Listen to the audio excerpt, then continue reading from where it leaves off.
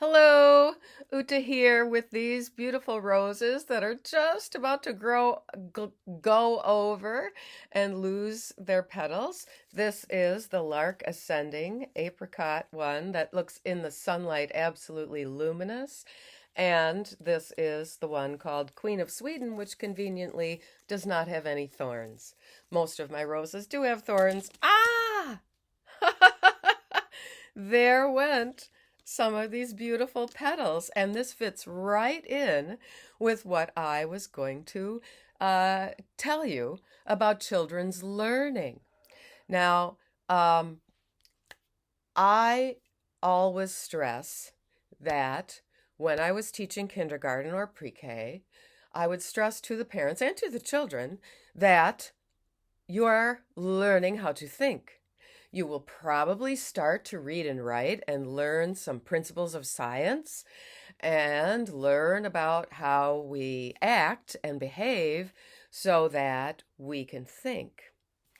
And I went over what I would call my thinking routine lessons for the first few weeks of school as I gradually introduced block play and Play-Doh and the pretend play area and so on, which, by the way, I almost never had dolls in my pretend play area because I would make it space station or veterinarians or the farmer's market, something like that. And so there would be a theme and there would be reasons to draw and write, and it all was very fully developed pretend play learning. And I felt that the children can play with dolls and those kind of things at home. I did have little kittens and animals and things for the animal hospital center if we did that.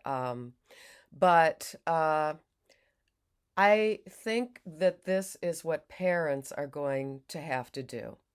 You are going to have to take charge of teaching your children about thinking and about logic and thinking things through.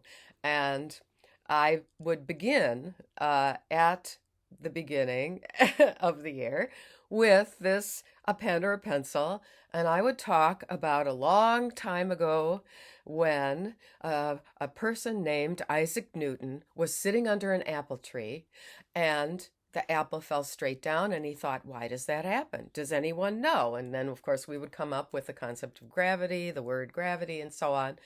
And then I would say, well, what if my thinking can cause this pen to stay floating in the air? That's called to levitate. Can I make this levitate? By my strong thinking? I'm the teacher. And about half would raise their hand for that Miss Uta can keep it in the air, and half would say, no, it's going to fall down because everything obeys gravity. And I would get a very good sense of the children's thinking and abilities to pay attention when I was doing that lesson. And I also would go over what does it mean to be the center of attention? And do we have anyone who gets to be the center of attention all day long, or almost all week long, or almost all month long, that type of thing? And I made the suggestion to the children that being quiet, I would demonstrate a couple of poses, thinking poses, and um, and I would introduce the idea that in order to really think about something, like why does this pen fall down, you have to be quiet and have your ears and your eyes open so that you can observe and listen. And that is how we figure out what things are happening and why. And of course, I went into the piece, the little tidbit that I got when I read up on Isaac Newton, because it wasn't just that he thought, aha, gravity. People kind of got that. But what he actually thought was, aha, this force that is causing the apple to fall down is the same force as the force that's keeping the moon traveling around the earth. And so that made his thinking get big. And I would ask the children, so what do you suggest for causing your own thinking to be big and deep? And I believe that a parent could introduce the idea that some children are going to come into school, or some adults might come in talking about whether a boy could actually be a girl, or a girl could actually be a boy, or if there's other things that are in between being a boy and a girl that people decide that's what they are. And does that seem to be evidence of logical thinking? Does it make sense? Um, and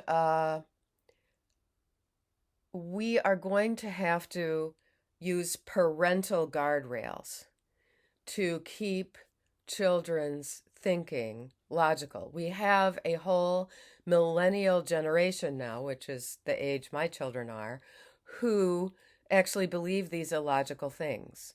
They've been indoctrinated, especially if they work in tech, like my two sons and their wives do. They work in tech, and all of this has been promoted, especially exactly by the guys who work in tech, just like Nettie, my ex-husband. Oh my goodness, I am seeing a butterfly and it's on a rose. It's an eastern tiger swallowtail. I wouldn't be able to get it on the screen, but this is quite something. We had a rose lose its petals, and I saw my seventh, number 7 eastern tiger swallowtail of the season, and it just flew away. But I hope to get some clips to post for you.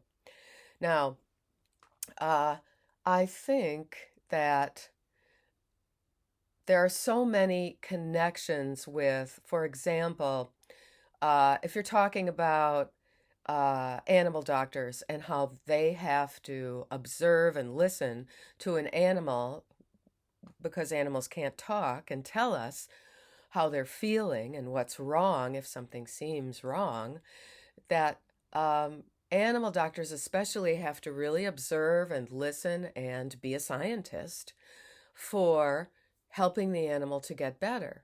And we can't just say, oh, I think this pill will help. Oh, it seems to me, my opinion is that this liquid medicine, or this vitamin supplements, or something like this, or this dog food, or this kind of intervention will help the dog, you know. And I think that when you give an example like that, from the animal world, it's very appealing to children. And we can also talk about, well, there are male dogs and there are female dogs, or in the animal world, there are male and female. And that doesn't change. A puppy that's male can be identified by the animal doctor as male, and it's not going to grow up to get pregnant and have the puppies. It's going to grow up to mate with the females and thereby create the puppies. Now, it's always tricky to talk about mating with little kids, but I know that I had to tell my children the facts of life very early because they came home with these false ideas from their father. They came home saying, well, Mom, Nettie says that he was always a woman. I can't remember if that. I suppose they had been trained to say she, but I'm not going to do that for here. And I sat them down and told them about the facts of conception.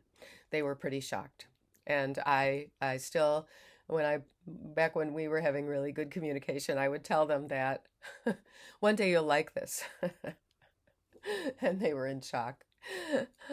So, um, there's a story actually that I think really illustrates this crazy woo that is currently ongoing with the Glamour UK magazine that has a photo of a woman pregnant on the front, but she says she's a man. Now, why that goes on the front of a fashion magazine that's generally for females, and there's this female on there who says that she's actually male, um, that is not logical. And it represents the kind of illogic children are going to encounter.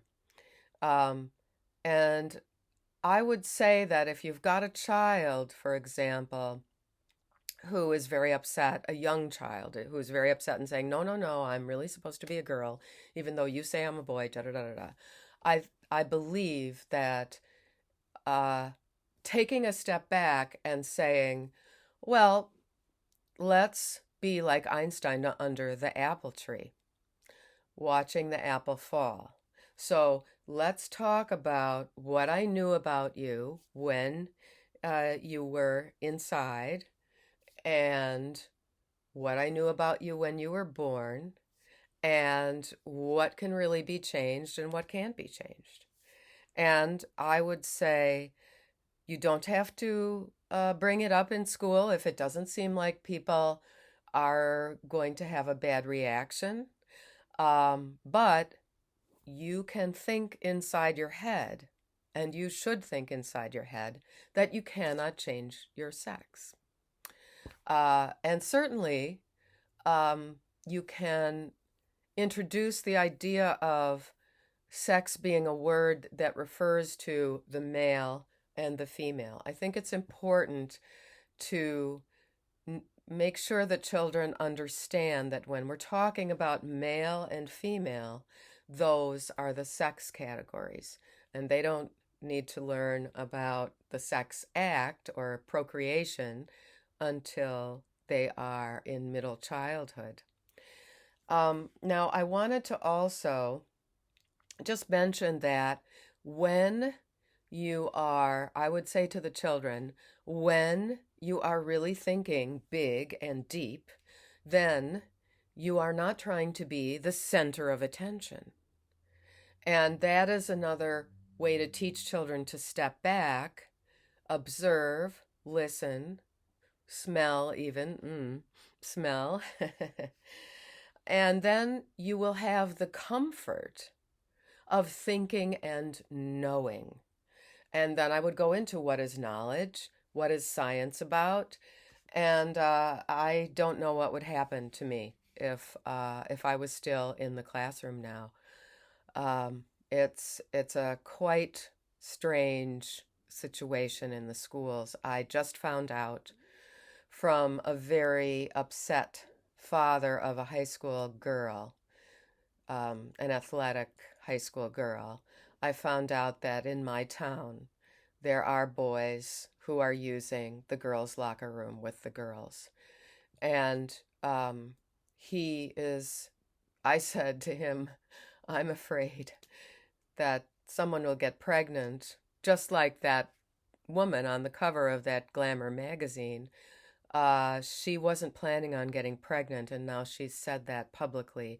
And this child that she gave birth to is, um, that's public. It's not just the parents saying it. I, as the kindergarten teacher, felt a strong responsibility when often it was with like a third child that I was teaching the third child in the family with in a couple of different cases, and the parents kind of came in and started saying, "Oh, well, she was an oops," and I would say, "Oh, don't ever say that, let's not ever say that." it can be very difficult for a child to hear that and start asking about what that means. Um, yeah, so the comfort of thinking and knowing. Uh, I don't see enough of this. There's been an overfocus in the very early grades on um, almost meaningless literacy skills. Some better curricula are coming back, but also read science books. Yeah, a very, very strong grounding in science. And be open with your children. I want you to have a very, very strong grounding in science. And now I want to give you the names of three detransitioner YouTube channels. The first one is Chloe Cole. She spells her first name Chloe, and then Cole, uh, separate words, Cole. Um, and Alexander L. is a new one. He's a young fellow, young adult in Norway who detransitioned, and he talks about how he was not given appropriate counseling as he was either a late teen or a young adult, and went into this pretend world of thinking he can change his sex. And then he later detransitioned, and he's got a lot of very good observations. And then the third one I'm going to give you is Tulip R. That's Richie Herron. That's Tullip, capital R. That is how he names his channel. If you have older kids, uh, even if they're not coming to you saying that they wish they could change something about their body, I would actually introduce um, short pieces of this. This is called heading it off at the pass. Um, I think parents need to keep a firm grip on uh, what the home reaction is to the teaching. So, out to the garden, and thank you. Please like and subscribe and share.